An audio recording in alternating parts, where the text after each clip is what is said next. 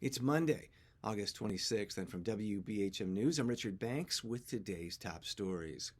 A federal judge sides with the state of Alabama, limiting the scope of a lawsuit challenging help with absentee ballot applications. The lawsuit focuses on an Alabama law passed this year that criminalizes some ways of helping people apply for an absentee ballot. The new state law makes compensating for such help a felony, punishable by up to 20 years in prison. However, the judge hearing the lawsuit will allow civic groups to move in the case toward trial on one aspect of the law. That's the claim that the law's ban on gifts or payment for application assistance violates the Voting Rights Act's assurances that blind, disabled, or low literacy voters can get help from a person of their choice. An Alabama man pleads guilty to detonating an explosive device outside of the state attorney general's office in Montgomery. Federal prosecutors say 26-year-old Kyle Calvert of Irondale pleaded guilty in federal court on Friday. Calvert faces a maximum of 20 years in prison with no possibility of parole. Calvert set off the bomb in the early morning hours of February 26th.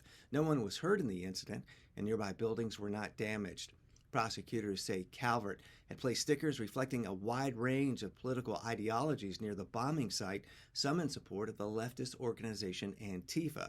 But Calvert's plea deal said that he does not have any affiliation with Antifa. And Alabama students will begin receiving instruction on the dangers of fentanyl this school year.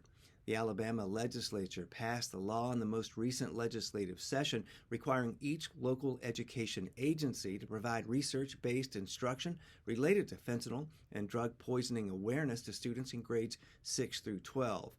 The measure also requires health education on substance use and abuse.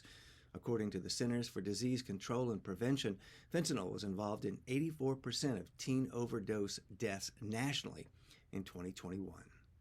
You'll find more news anytime at WBHM.org, and if you haven't already, check out our local newscast during WBHM's broadcast of Morning Edition and the afternoons, All Things Considered. That's each weekday on 90.3 WBHM Birmingham.